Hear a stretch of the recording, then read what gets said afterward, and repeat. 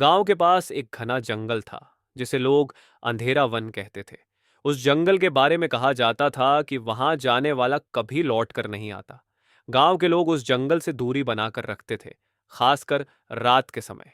लेकिन जैसे जैसे वक्त बीतता गया, लोग उस डरावनी कहानी को एक पुराने किस्से के रूप में भूलने लगे। लेकिन रमेश, जो गांव में नया था, इन कहानियों पर यकीन नहीं करता था। एक रात उसने गांव के बुजुर्गों को उस जंगल के बारे में बात करते हुए सुना। उसने हंसते हुए कहा, यह सब बकवास है। मैं आज रात उस जंगल में जाऊंगा और देखूंगा कि वहां क्या है। गांव के लोगों ने उसे बहुत समझाया, पर रमेश नहीं माना। रात होते ही उसने एक टॉर्च उठाई और अकेला ही अंधेरा वन की ओर चल पड़ा। जब वह जंगल के भीतर पहुंचा तो चारों ओर घना अंधकार और सन्नाटा था। सिर्फ उसके कदमों की आवाज और दूर दूर तक फैली हुई पेड़ों की सरसराहट ही सुनाई दे रही थी। जंगल में घुसते ही रमेश को एक अजीब सी ठंडक महसूस हुई। उसकी टॉर्च की रोशनी भी धीरे धीरे मद्धम पड़ने लगी। अचानक उसे लगा कि कोई उसके पीछे है।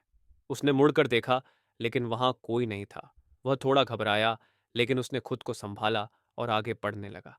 कुछ दूर जाने के बाद रमेश को किसी के रोने की आवाज सुनाई दी। वह आवाज बेहद दर्दनाक और डरावनी थी। रमेश ने सोचा कि शायद कोई घायल है और उसे मदद की जरूरत है। उसने आवाज की दिशा में कदम बढ़ाए। जैसे ही रमेश उस आवाज के करीब पहुंचा, उसे एक बूढ़ी औरत दिखाई दी जो एक पेड़ के नीचे बैठी हुई थी। उसका चेहरा झुका हुआ था और उसके लंबे बिखरे बाल उसकी आंखों को ढक रहे थे। रमेश ने उससे पूछा, माई, तुम यहां क्या कर रही हो? तुम्हें क्या हुआ? बूढ़ी औरत ने धीरे धीरे अपना सिर उठाया और रमेश की ओर देखा।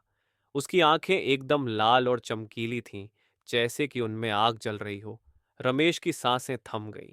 वह पीछे हटने लगा, लेकिन उसके पैर जैसे जमीन में धंस गए हों। वह बूढ़ी औरत खड़ी हो गई और उसकी हंसी सुनकर रमेश के रोंगटे खड़े हो गए। उसने देखा कि वह औरत धीरे धीरे उसके पास आ रही है। वह भागना चाहता था, पर उसका शरीर जम चुका था। वह औरत अब उसके सामने खड़ी थी और उसकी आंखें रमेश की आत्मा को चीर रही थीं। रमेश ने अपनी पूरी ताकत लगाकर खुद को पीछे खींचा और भागने की कोशिश की। लेकिन जैसे ही उसने मुड़कर दौड़ने की कोशिश की, उसके चारों ओर जंगल बदलने लगा।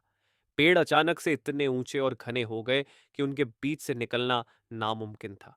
वह चिल्लाने लगा, लेकिन उसकी आवाज भी उसी सन्नाटे में गुम हो गई। अचानक उस बूढ़ी औरत ने रमेश का हाथ पकड़ लिया। उसकी पकड़ बर्फ जैसी ठंडी थी।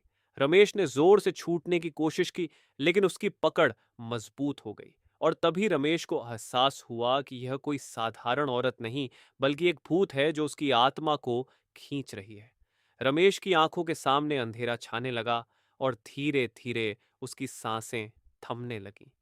अंतिम क्षणों में उसने देखा कि उसकी आत्मा उस औरत के साथ जंगल के अंधेरों में समा रही है। सुबह गांव वालों ने रमेश को ढूंढने की कोशिश की, लेकिन उसका कोई सुराग नहीं मिला। कुछ दिन बाद गांव के एक बुजुर्ग ने जंगल के पास एक पेड़ के नीचे रमेश का टॉर्च पाया। उस टॉर्च में अभी भी थोड़ा सा प्रकाश बचा था, जो धीरे धीरे बुझ रहा था। गांव के लोगों ने उस टॉर्च को वहीं छोड़ दिया और बिना मुड़े घर लौट आए, ये जानते हुए कि अंधेरा वन ने एक और शिकार कर लिया है।